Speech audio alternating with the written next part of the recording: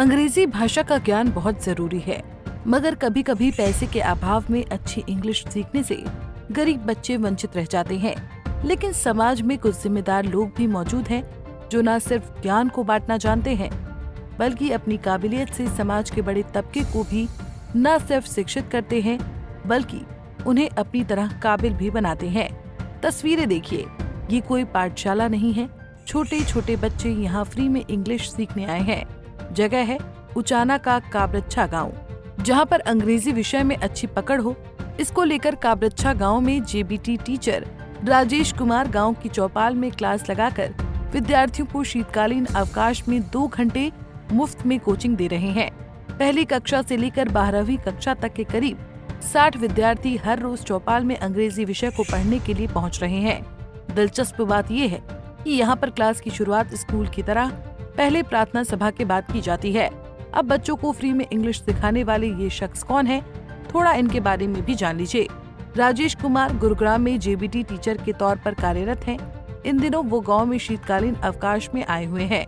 बता दें कि जेबीटी अध्यापक राजेश कुमार 7 बार HTET पास कर चुके हैं और साथ ही उन्होंने MA इंग्लिश भी की हुई है।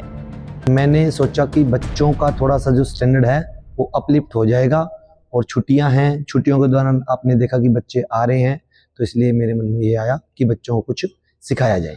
सर, शीतकालीन अवकाश चल रहे हैं, काफी अध्यापक हैं जो अपनी छुट्टियां मना रहे हैं, लेकिन आप अपनी छुट्टियां बच्चों के बीच में मना रहे हैं, क्या कहना चाहिए? आपने बिल्कुल सही पूछा। बहुत से टीचर्स जो हैं जर्नी पे जा रहे हैं, आजकल व्हाट्सएप वगैरह पे देखते हैं, ऑनलाइन देखते हैं, तो मेरे भी कुछ जानकार हैं जो ताजवाज देखने गए हैं, लेकिन मैं भी अपनी छुट्टियां मना रहा हूं। आपने देखा मैं बच्चों के बीच घुल मिल रहा हूं, उनको पढ़ा रहा हूं, तो ये भी मेरे लिए एक एंजॉय वाली बात है। मेरे को बड़ा अच्छा लगा, बच्चे सीख रहे हैं, आ रहे हैं, सपोर्ट कर रहे हैं। सर, पोस्टिंग की बात पोस्टिंग मेरी 10 साल गाँव में ड्यूटी रही है, गवर्नमेंट गर्ल्स स्कूल काबरच्छा में, और आजकल मैं गुड़गांव में सेक्टर 26 में सेवाएं दे रहा हूँ।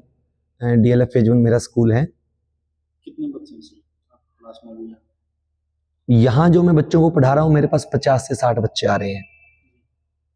कौन कौन सी क्लास से? यहाँ पर मेरे पास 1st क्लास से अप टू 11th क्लास तक बच्चे आ रहे हैं, और मैं उनको जनरल इंग्लिश करवा रहा हूँ। आपने अभी देखा ही है कि जो जनरल इंग्लिश के रूल्स जैसे वोकेबलरी है, ग्रामर है या सेंटेंस बिल्डिंग है, मैं उनको ये सिखा रहा हूँ। कितने टाइम तक का? सर, सुबह हमारा 9 बजे फिक्स टाइम है। 9 बजे मैं डेली पहुंच जाता हूं, और 9:15 बजे हमारा प्रेयर का टाइम है, हम प्रेयर करवाते हैं। उसके बाद हमारा क्लास चलता है। पहले हमारा राइटिंग का चलता है, उसके बाद हमारा प्रोनाउंसिएशन या सेंटेंस मेकिंग का चलता है। नोटबुक्स चेक होती हैं, होमवर्क दिया जाता है, बाकायदा पेरेंट्स को बोला जाता है, पेरेंट्स से संपर्क किया जाता है, और इस प्रकार से हमारा नेट 9 से 11:30 बजे तक का हमारा जो टाइमिंग है वो रहता है। इसमें सर बच्चे रुचि कैसे दिखा रहे हैं? बच्चों को रुचि के लिए सर देखो, बच्चों की रुचि क्रिएट करनी पड़ती है, पेरेंट्स से बात करनी पड़ती है, थोड़ा सा बच्चों को मोटिवेट करना पड़ता है। मैं उनको अपने पॉकेट से पेंसिल या टॉफी इस तरह की चीजें दे रहा हूँ।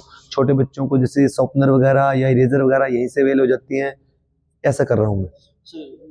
चौपाल में क्लासेस स्टार्ट की तो कहीं स्कूल में या स्कूल में देखो सर, आजकल आपको भी पता है गवर्नमेंट के आदेश थे, तो स्कूल वालों की भी अपनी बंदिशें हैं।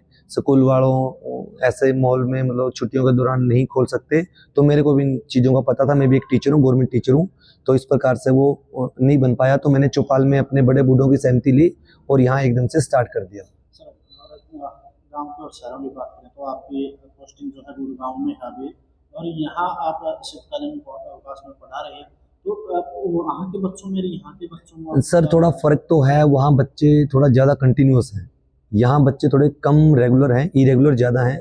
लेकिन यदि कंटिन्यूटी हो, उनको टाइम दिया जाए, तो ऐसी कोई बात नहीं है, गांव के बच्चे भी सपोर्ट करेंगे। अभी मेरी 2 स्टूडेंट उनका सिलेक्शन हुआ है, एक लड़की क्लर्क लगी है और एक दूसरी ही लड़की है, वो भी मेरे से पहली से 5th स्टैंडर्ड तक पढ़ी है, वो एज ए पटवारी सिलेक्ट हुई है गाँव की। राजेश कुमार ने बताया कि उनके मन में आया कि वो गाँव की पहली कक्षा से लेकर 12वीं कक्षा तक के विद्यार्थियों को अंग्रेजी विषय पर मुफ्त कोचिंग दें, ताकि विद्यार्थियों को अंग्रेजी का ज्ञान होने के साथ साथ उनकी अंग्रेजी विषय पर पकड़ मजबूत हो। शीतकालीन अवकाश में जब उन्होंने इस तरह की शुरुआत करने की जानकारी सरपंच ग्रामीणों को दी, तो सभी ने इसकी सराहना की। तो ये राजेश जी हैं, मेरे ही गांव के हैं। इनकी पोस्टिंग दूर है, फरीदाबाद है। अभी छुट्टियों में इन्होंने जो मतलब कदम उठाया सोचा है, फ्री थे ये, तो आस पड़ोस के गांव के सभी बच्चों को यहाँ पे फ्री निशुल्क शिक्षा दे रहे हैं।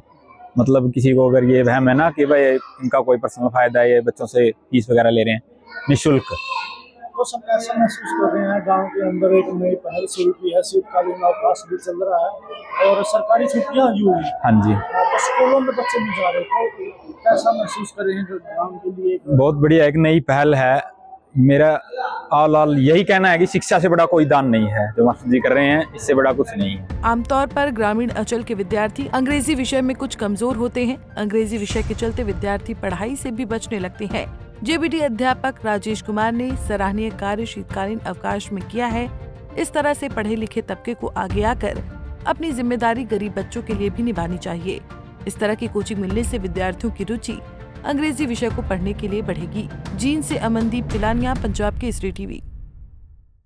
हमसे जुड़े रहने के लिए हमारे YouTube चैनल को सब्सक्राइब करें और नई वीडियो की नोटिफिकेशन के लिए बेल आइकॉन को दबाएं। अगर आप ये वीडियो Facebook पर देख रहे हैं तो लाइक जरूर करें और ज्यादा से ज्यादा शेयर करें। धन्यवाद।